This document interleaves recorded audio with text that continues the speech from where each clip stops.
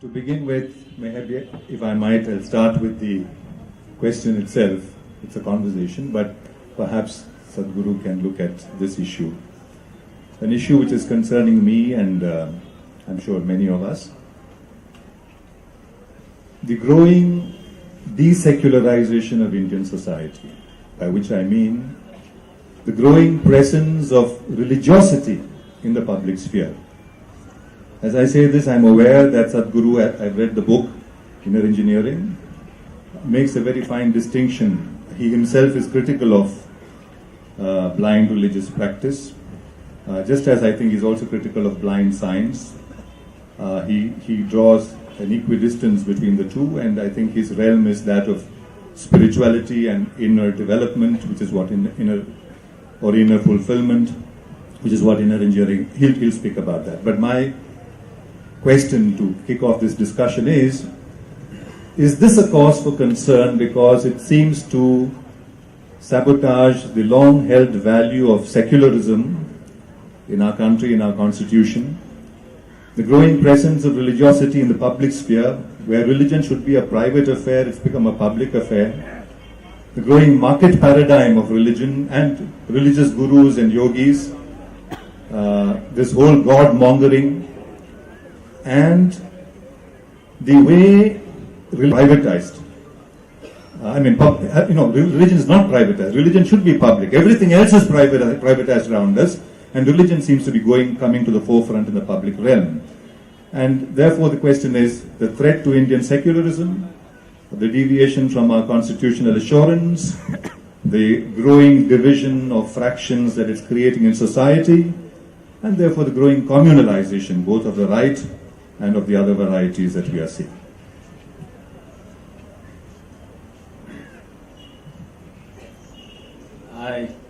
Hello. I don't think India is any more religious than it was in the past. It is just that I think the media is beginning to come to terms with reality. People have lived with their ideas for too long, not with the reality of human existence. Religion is not a new thing on this planet. It is just that in what form does it find expression? Let's look at it this way. Religion is an outcome of human longing to touch something beyond themselves, to touch a dimension which is not physical in nature.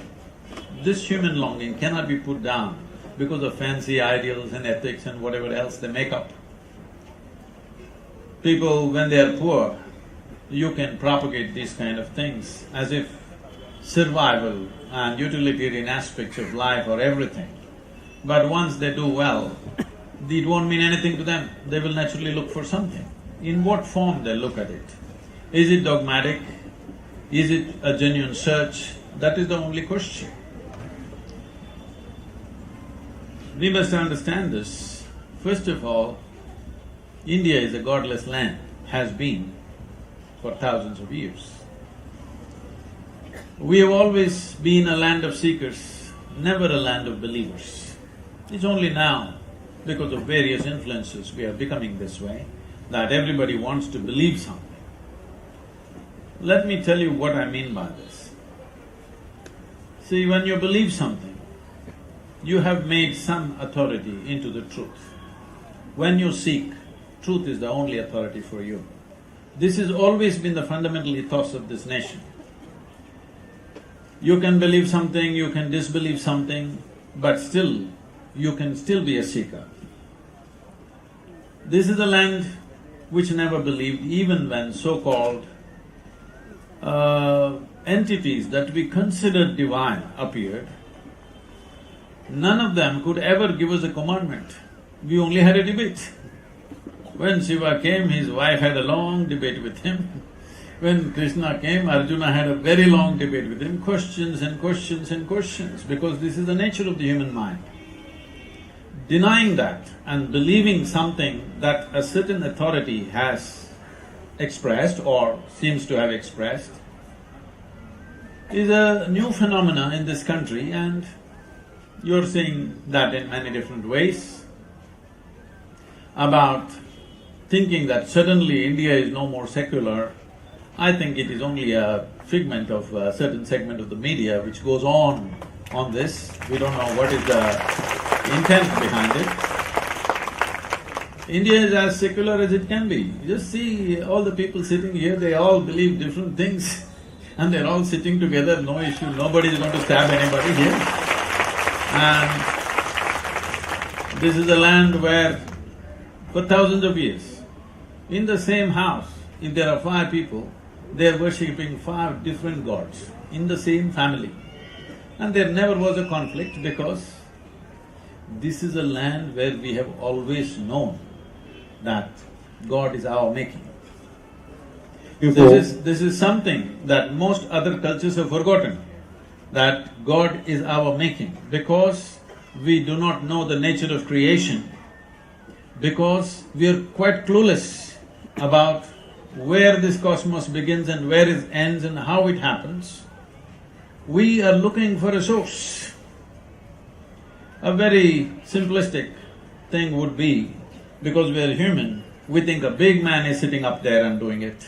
This is a very simplistic approach.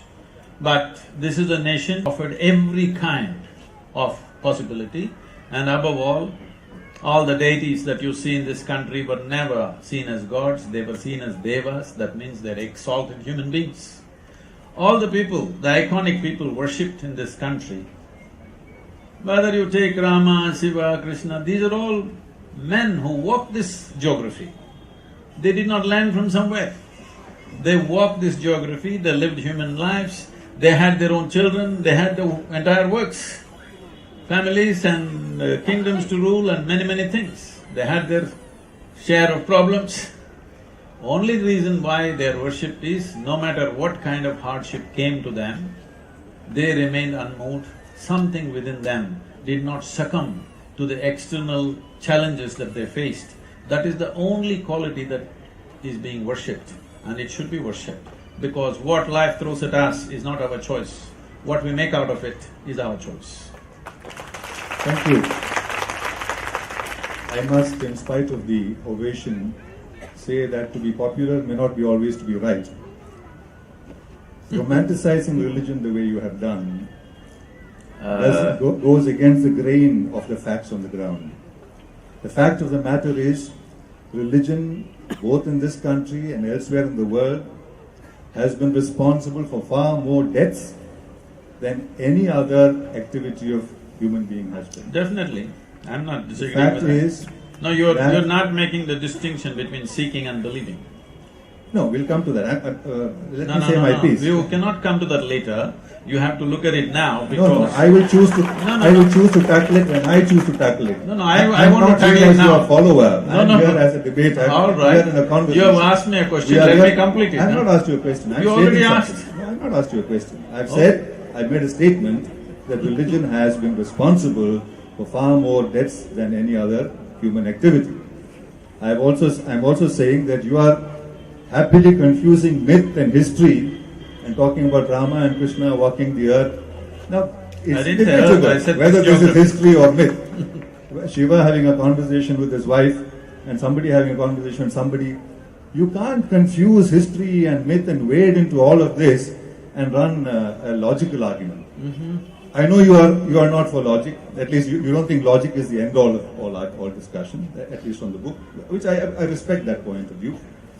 Science is not the end. It is for science to discover the beginning of the cosmos and the end of the cosmos. Science is in a process of seeking, of becoming. Religion has become, unfortunately, a certitude, a terrible certitude, which is creating more division, more fraction, more, I think, dishonesty in life, all around us. And that's become even more so in the current age. That's what I started out by saying. We are in an age of godmen. We are in an age of so-called, new age gurus, market gurus. Branding is a symptom. Look at all the branding of all the gurus that are going on. It's ridiculously ostentatious and market friendly. So I'm sorry, but I No, hope you don't get offended. You are giving your opinion about everybody in the universe without knowing a thing about them. Yeah, but that's not your monopoly. That's Guruji, that is not your monopoly. I'm not here to pass a judgment on you or anybody else. No, because you said that about me. I'm saying. But you're saying these are market forces, these are godmen. Whoever in this country called himself a god man, only the goddamn journalists are doing this all the time. Sure. I am not exempting my persona as a journalist does not prevent me. Have you seen one person who said, I'm a god man? Of course you are saying that. In your book you are saying that. What I'm saying? You are saying, I will do this, I have magic, I create all these things, I touched and created vibrations, I created power there. You are talking like a magician. I think Towards the last pages of you, please reread your book. I think you need to little educate yourself about English language then. How did I make a mistake? You're making up things. Sorry? See, please, you're making up things. If you do not understand the way the book is written, you will need 10 readings to get it. No, I don't intend reading it more than once, but I have read it once. If this is the With due conclusion respect you to made, you. obviously you didn't get it. No, towards the end of the book, you are talking about the need for more and more temples. You are talking about how you created vibrations in one temple in the US and made it, godly in that sense. You're not using. But that's even more dangerous in my view. Somebody who calls himself a god man can be dismissed offhand. Okay. But while you raise very, very interesting discussions on the need for limits to logic, the need for limits to science, towards the end you are lapsing into total blind leap of faith. In the beginning of the book you start by saying, don't take anything at face value, question everything, interrogate everything, Guruji. You say that in the beginning of the book. You say, don't take even what I'm saying at face value. Towards the end you say, if you don't have a leap of faith, a leap of trust, I cannot guide you in the garden of wilderness. So, it is a book of self-contradiction in that sense. All right. Abhi, can I have Please, a few minutes? Please. Let's understand this. When human beings were just walking on the ground, if a first man came on a bicycle, most people wouldn't believe it.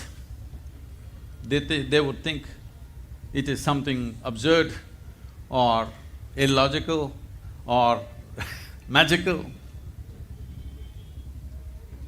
It would take a lot of convincing before people who are stuck in their own logic understand there is a way to ride on two wheels. I'm not even talking about an airplane, I'm talking about a bicycle. So all those people who denied the bicycle, at that moment, they all thought they were logically correct, like you. I don't understand it, but please carry on. Yes, I understand, a lot of things are not understood. Yes.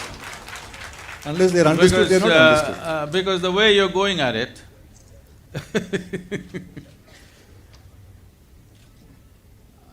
whatever this leap of faith business you're talking about, there is no question of faith here. We are talking about a dimension beyond your present level of perception and understanding. Any human being who thinks what I do not know cannot exist is wearing the crown of ignorance.